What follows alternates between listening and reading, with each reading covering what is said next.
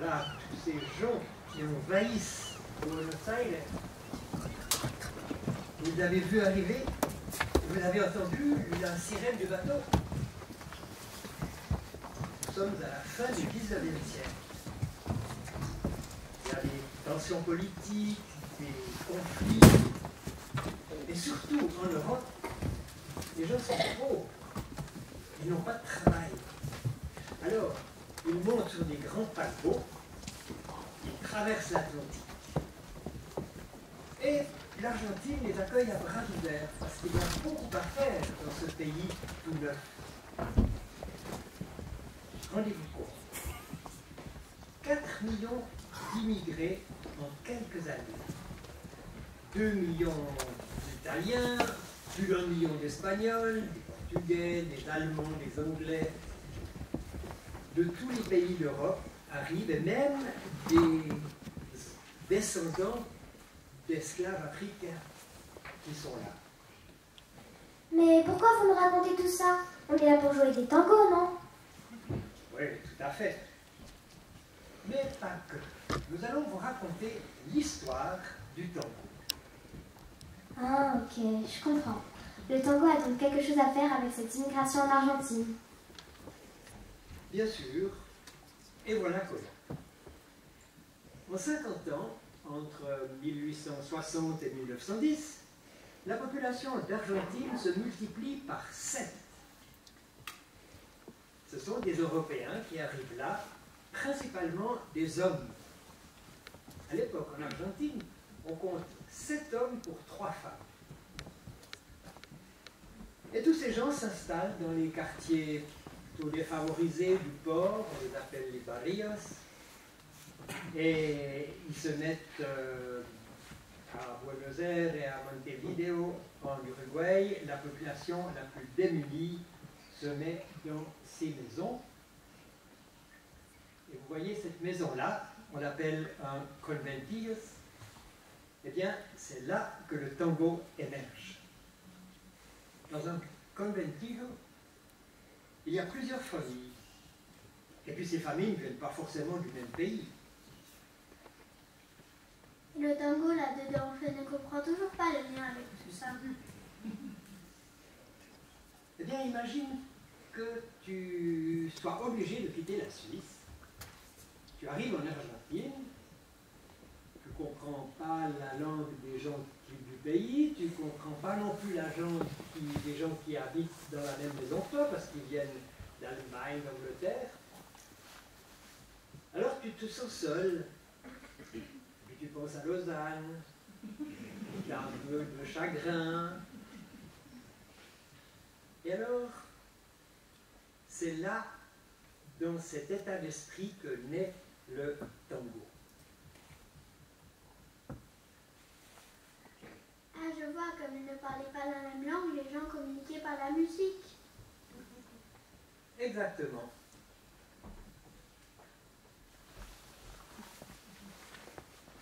C'est la magie de la musique. Dans les maisons, dans les bars, dans les quartiers populaires, donc on chante pour se remonter le moral, on joue du violon, on joue de la guitare. Plus tard, ils ont joué du bandoneon. Tu sais ce que c'est le bandoneon? Non. Alors on va en voir un sur l'écran. C'est une sorte d'accordéon très rigolo qui va dans tous les sens, qu'on met sur son genou comme ça, et c'est devenu un instrument emblématique pour la musique du tango. Le tango est une sorte de mélange de cultures? On peut dire ça, parce que les premiers tangos mélangent plusieurs influences. Il y a par exemple la habanera cubaine, il y a le candombe afro-uruguayen, le milonga argentin, et puis il y a même des rythmes européens comme la polka, la mazurka. Tout se mélange dans cette musique, tous les styles se mélangent, avec cette grande majorité d'hommes qui travaillent au port. Eh ben, c'était devenu une habitude de jouer et puis même de danser ensemble, entre hommes.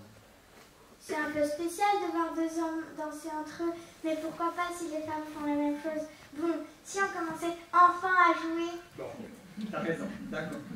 Alors, on va entendre le tango pour Manuela, avec, là, évidemment, Manuela, Soline et Mathis.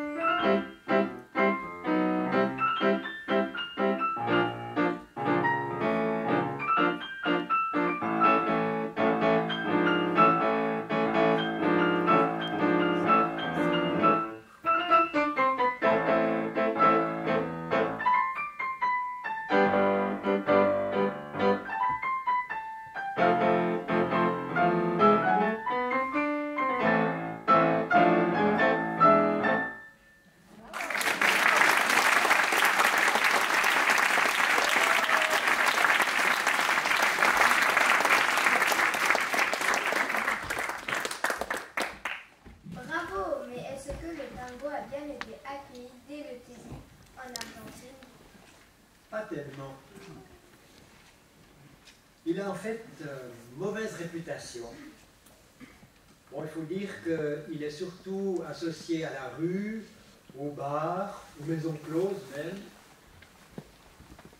Et bien que le tango en fait exprime des émotions fortes comme la mélancolie, l'amour, la passion, aussi la souffrance, la lutte, malgré cela, bon, les bourgeois le rejettent.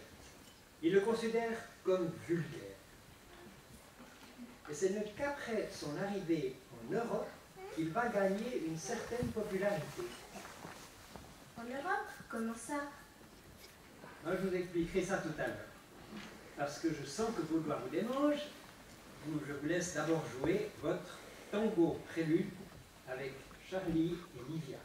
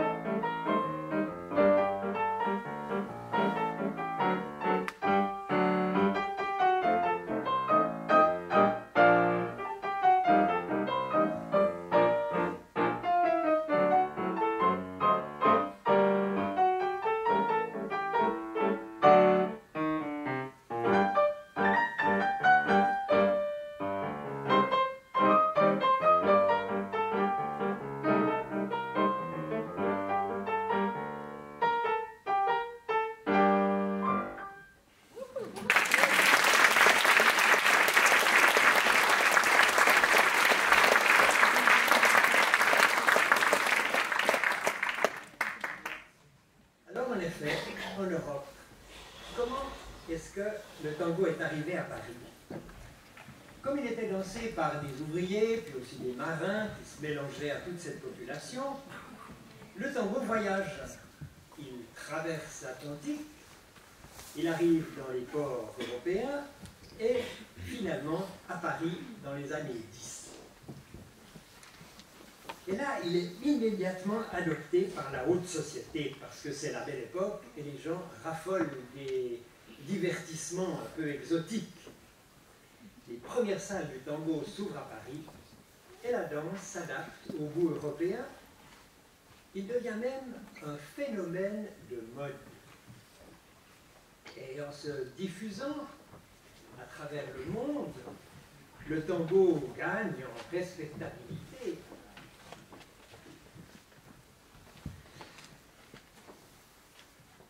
Le tango gagne en responsabilité et il attire des musiciens talentueux qui le transforment en un véritable art. Et alors, en Argentine, sa réputation change. on commence à le voir avec fierté. C'est donc Paris qui a rendu le tango chic? Oui, en quelque sorte. Figure-toi que le tango a conquis toute l'Europe depuis Paris et il est vite devenu un phénomène international. On pourrait presque dire merci la France alors. Pas tout à fait, parce que le tango entre dans tous les salons, les bistrots parisiens, et il est de bon ton de boire son café au son du bandolero. C'est d'ailleurs le sens du mot tangueria, qui se trouve dans le titre du spectacle. Il désigne un lieu où on joue le tango, mais pas forcément en dansant dessus. Par contre, il y a quand même un langage gestuel qui permet à la femme de dire si elle a envie de danser ou pas. Si, elle, avec son éventail, elle pose son éventail sur la joue gauche, ça veut dire non. Si elle le pose sur la joue droite, ça veut dire oui.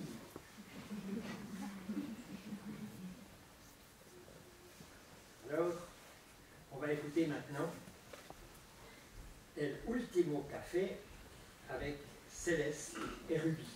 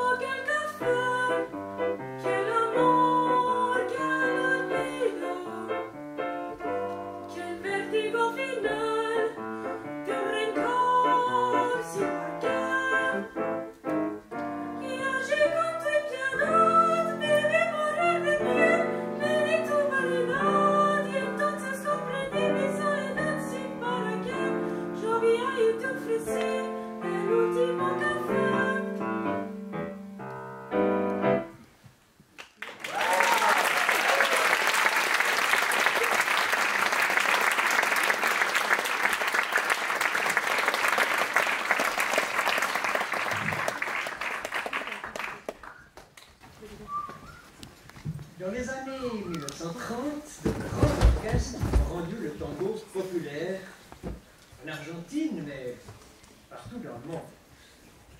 À cette époque, émerge la voix d'un poète et chanteur qui sait toucher le cœur. Ses chansons parlent de nostalgie, de chagrin d'amour. Son nom, Carlos Gardel. Il est né à Toulouse, En 1890, il est le fils d'une immigrée française, il va devenir un héros national pour les Argentins. Alors voici Por una cabeza de Carlos Gardel avec Elouan, Amayev et Ludi.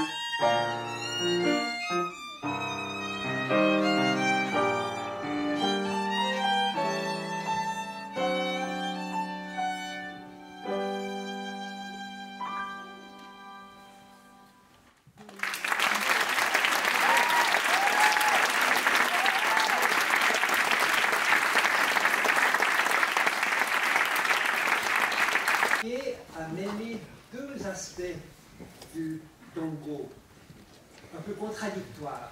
D'une part, un rythme très strict et inflexible, uni à une grande liberté et intensité dans la mélodie. Et d'ailleurs, Gardel, qui était un acteur de cinéma, il joue toujours le même genre de rôle d'ailleurs, ou bien d'un jeune homme charmeur, ou bien un homme riche qui n'oublie pas ses origines, son passé, parce que lui, Gardel, il a vécu parmi les plus pauvres, parmi les ouvriers du port et les immigrés à Buenos Aires. Bien, eh bien, on va enchaîner avec une élégie. Une élégie, c'est un poème lyrique exprimant une plainte douloureuse. Il s'appelle Tango Élégie avec Irène, Paula et Gaspard.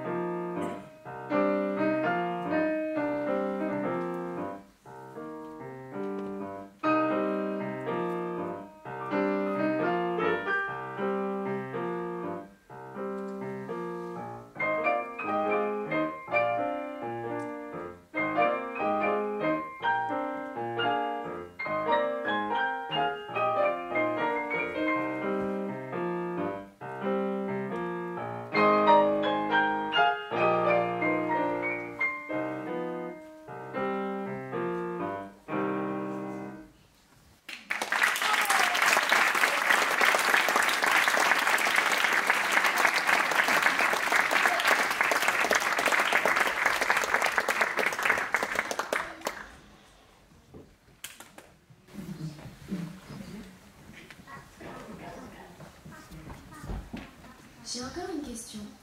Vous nous avez expliqué ce que voulait dire le mot tangueria.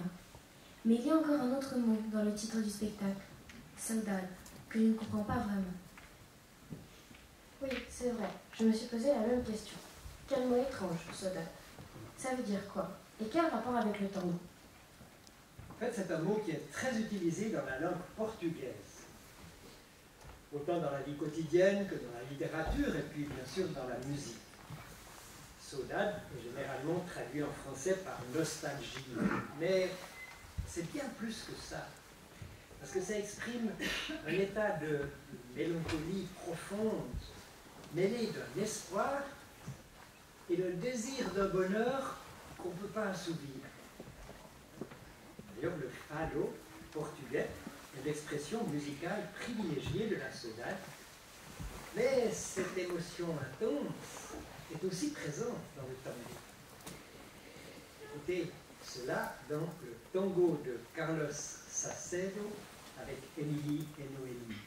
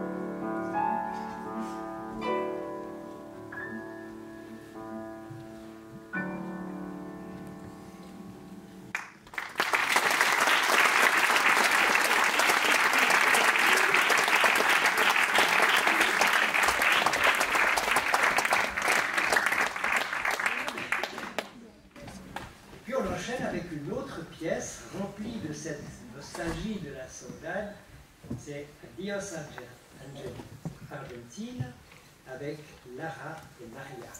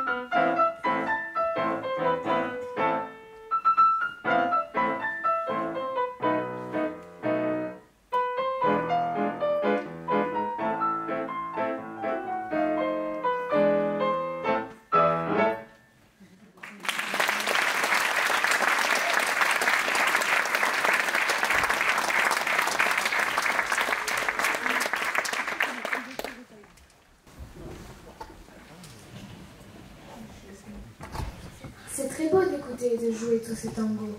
Mais ce style de danse est quand même assez particulier. Pourquoi les danseurs sont-ils tellement scotchés les uns les autres? Moi, ça me rendrait mal à l'aise.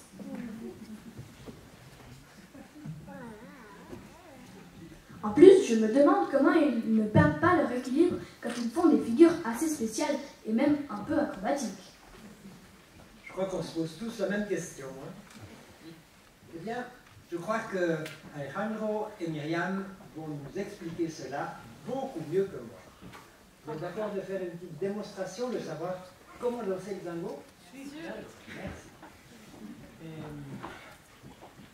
Es muy fácil. C'est très facile dans ce tango. Vous savez, comme tout le monde le sait, on danse à deux. Et en même temps, nous sommes un trio avec la musique. On fait un trio sublime. On est connectés un avec l'autre. Ça, un des trois, on ne peut pas danser. D'accord? On va vous expliquer que les deux corps, le couple de tango, c'est encore avec 4 jambes. Il faut les coordonner. Pour les coordonner, il faut avoir chacun son rôle. Au moins dans le tango traditionnel. Le tango traditionnel, il y a un qui propose et une qui se laisse proposer. Bah. Traditionnel. Normalement, lui, il va lui proposer de placer le poids sur un pied. Sur le pied droit pour moi, gauche pour elle, ou sous le pied droit ou gauche pour moi. C'est-à-dire qu'on a choisi un côté. Une fois qu'on a commencé, on a choisi un côté, nous avons un pied libre, puis et un pied avec le poids. D'accord? Nous avons, après nous pouvons commencer à marcher. La caminata, en espagnol, caminade. Et caminade, nous avons 3 directions possibles par pied. Regardez, on peut venir là, on peut venir là, et là on ne peut pas passer un pied. On ne peut pas passer vers là-bas. On peut changer le poids et avoir 3 directions à nouveau. Ça, c'est le début du tango, c'est le plus petit. Il n'y a pas moins que ça. Ça, c'est l'alphabet, le langage. C'est le A, B. D'accord? Alors, regardez comment on peut commencer à improviser. Si moi j'avance, elle recule. Si moi je vais à droite, elle va à gauche. Si je vais à gauche, elle va à droite. Si je vais en arrière, elle va en avant. C'est facile. Hein? Après, nous avons aussi 2 mouvements. Le pivot en arrière et le pivot en avant. D'accord? Avec ces 3 directions de marche et ces 2 pivots en avant, en arrière, avec ces 5 mouvements, on construit toutes les structures du tango. On peut improviser de A à Z. Elle ne sait pas par où elle va, jusqu'au moment qu'on le fait, le mouvement. Il n'y a rien qui est pensé à l'avance. On peut bouger, on peut se déplacer, on peut pivoter, on peut combiner, et on peut faire un petit pas qui s'appelle le sandwich. Vous voyez ça? Moi, je suis fromage, lui, c'est le pain. On peut le faire, le sandwich simple, sans rien du tout, en fait, que le jambon. On peut le faire complet. On peut rajouter de la mayonnaise. On peut rajouter du cornichon, ou des cornichons. Voilà, et à partir de là, on peut tout faire et créer, par exemple, un final.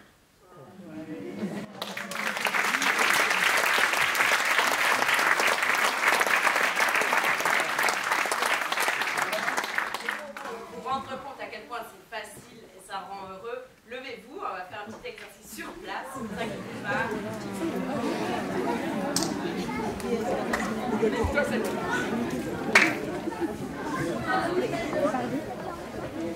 La base du tango, la capacité à pouvoir l'autre, à gauche, de rassembler les jambes, les talons se bougent, et ensuite vous mettez tout votre poids sur la droite et essayez de lever la jambe gauche. Ça va, c'est un peu, c'est plus facile. D'accord? Ensuite, vous posez, vous mettez sur la jambe gauche, vous faites le même test. Regardez, si je me challenge un peu, là, je suis petit. Pour ceux qui veulent se rendre compte que ça fait en plus de porter le talon haut, vous pouvez monter sur la demi-pointe et voir ce que ça fait. Voilà, exactement. Et voilà. Et ça, c'est tout le temps qu'on faut être sur ces deux jambes et tenir en même temps faut être à 100% avec la personne d'en face. Tu fais quoi là? Un dialogue. Merci.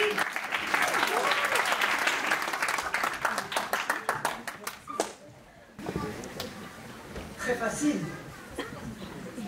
C'est facile. Mais on va voir comment nos danseurs y arrivent sur la canzone della strada avec Matisse et Elo. Ah,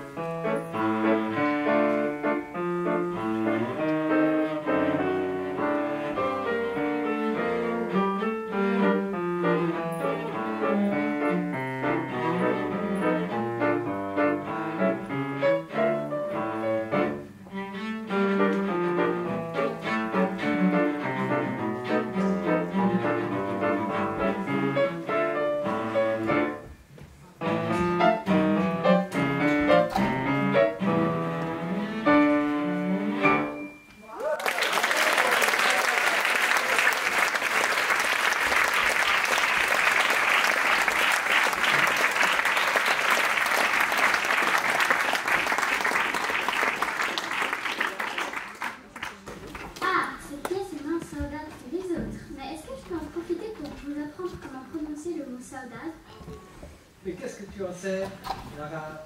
Je suis d'origine portugaise et je connais bien l'expression. Ah, je comprends. Alors, explique-nous comment prononcer ce mot que je pourrais enfin dire bien. Répétez après moi. Saudade. Non, c'est pas comme ça. Faites un petit effort. Saudade. Saudade. Oui, bravo, c'est bien. Bon, je crois qu'on a saisi maintenant un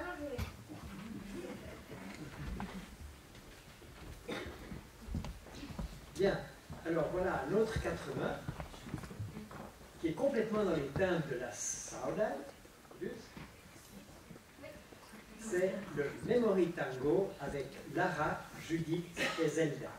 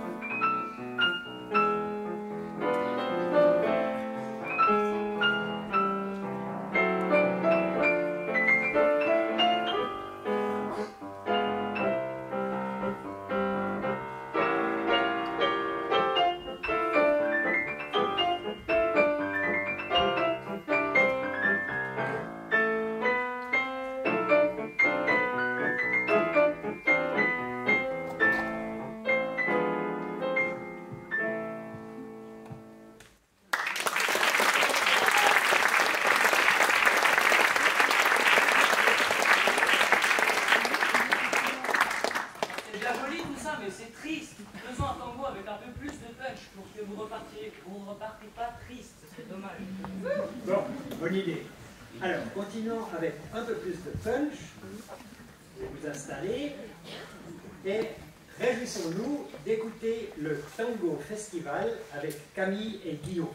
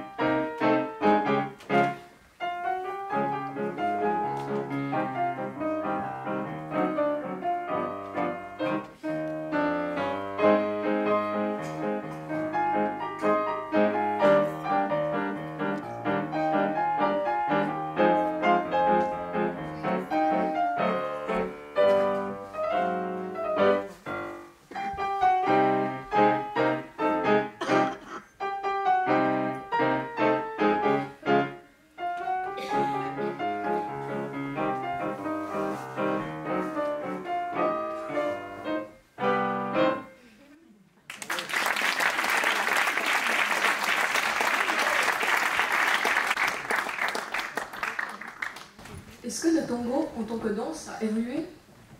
Oui, tout à fait. Parce que la danse est devenue plus technique au fil des années, avec des figures de style de plus en plus compliquées. Des figures, oui. Mais qu'est-ce que ces figures représentent? Je pense qu'elles représentent une tension, ou non, plutôt une fusion entre l'homme et la femme. En fait, c'est un jeu de séduction profondément sensuel. Et puis, il y a trois sortes de tango. Hein. Il y a le tango instrumental, il y a le tango de la danse, il y a le tango de la chanson. Le chanteur Nacido Domingo dit que le tango est comme un mini-opéra. D'après lui, toute une tragédie d'amour y est racontée en seulement 3 minutes. Alors, il n'y a pas besoin d'aller à l'opéra pendant 3 heures. Vous pouvez faire l'expérience en 3 minutes avec Asugar Pimienta y Sal avec Céleste et Ruby.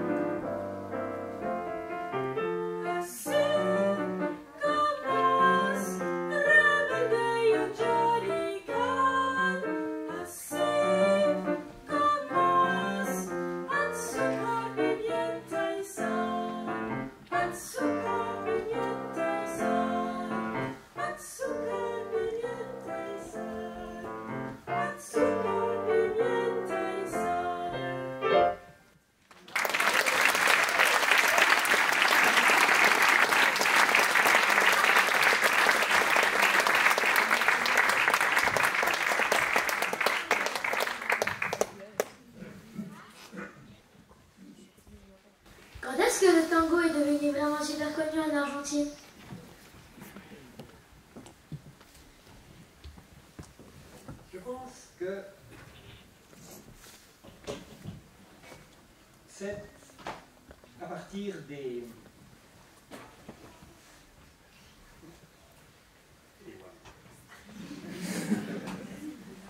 Tu demandes quand il est devenu super connu en Argentine. Ouais. C'est ça.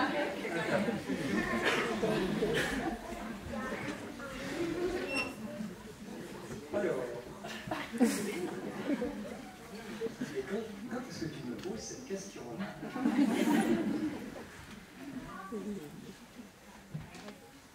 Écoute, je crois que c'est dans les années, on a un peu sauté les choses. Hein. Les années. Quand est-ce qu'on est? Voilà, dans les années 30. Ah oui, oui, parce qu'on a déjà entendu le sucre,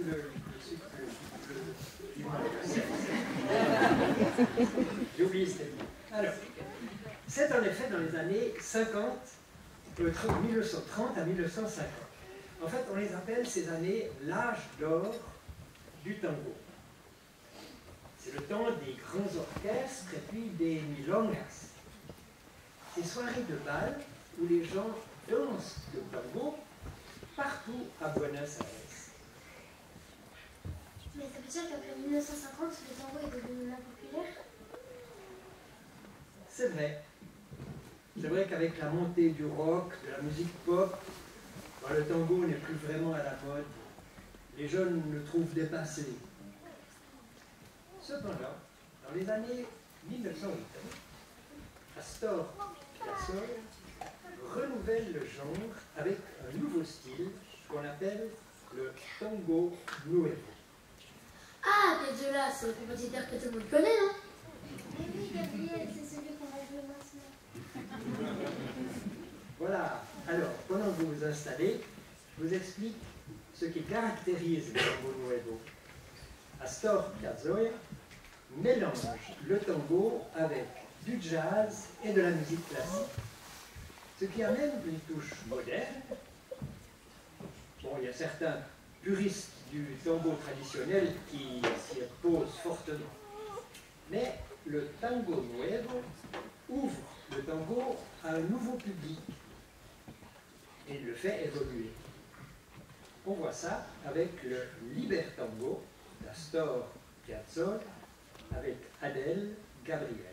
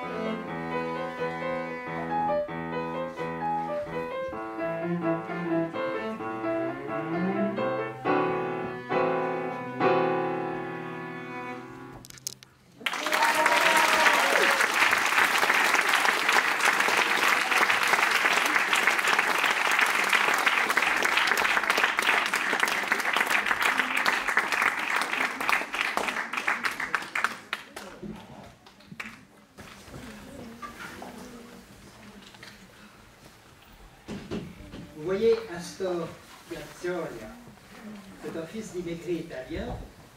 Il est né en 1921 à Mar del Plata, au sud de Buenos Aires. Et quand il a 3 ans, sa famille part s'installer à New York. C'est là-bas qu'il va se passionner autant pour la musique classique, la musique de Bach, que pour le jazz. À 8 ans, il reçoit son premier bandoneon, et à ses 15 ans, il retourne avec sa famille en Argentine, où il prend des cours de composition avec Alberto Ginastera. Plus tard, il partira à Paris étudier avec la pianiste et la grande pédagogue Nadia Boulanger. C'est elle qui, bouleversée en entendant jouer une de ses pièces, qui va l'encourager à enrichir son écriture en trouvant un langage plus contemporain, plus personnel. Et le retour à Buenos Aires, il deviendra le symbole du renouveau du tango argentin. Savourons cela en écoutant le Verano Porteño avec Lia, Jocelyn et Manaf.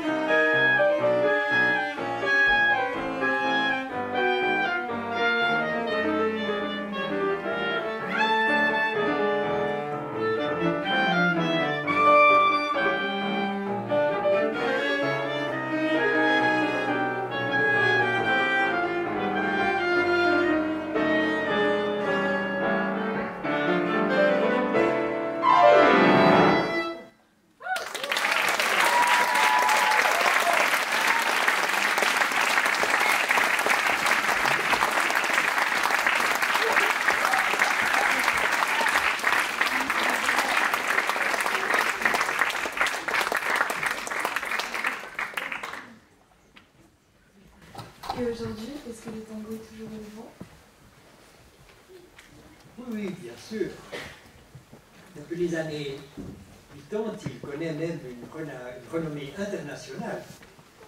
Il est reconnu par l'UNESCO comme patrimoine culturel immatériel de l'humanité. Et quelle est la définition du tango pour les Argentins? Le tango incarne encore aujourd'hui l'identité argentine et uruguayenne. Il symbolise la passion, la mélancolie, la persévérance, la résilience. C'est tous, en fond, ce qu'ont vécu ces premiers immigrés qui arrivaient en Argentine. C'est assez fou de penser qu'une simple danse née dans les quartiers les plus pauvres de Buenos Aires soit aujourd'hui autant chargée d'histoire. Et dans le futur? Le tango continue d'évoluer en accueillant toujours plus de nouveaux styles et des genres musicaux. Après Piazzolla, place à l'électro-tango de Malevo ou de Goltan Project.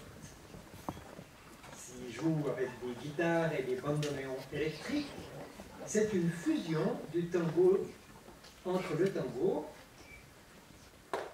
la musique électronique, des rythmes funk, la house, du trip-hop. Un des trois musiciens de Goltan Project est même suisse.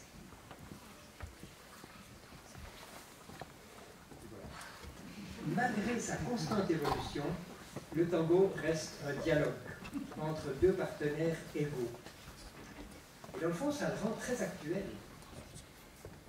Ces mélodies résonnent encore maintenant dans les faubourgs de Buenos Aires et aussi dans les scènes du monde entier.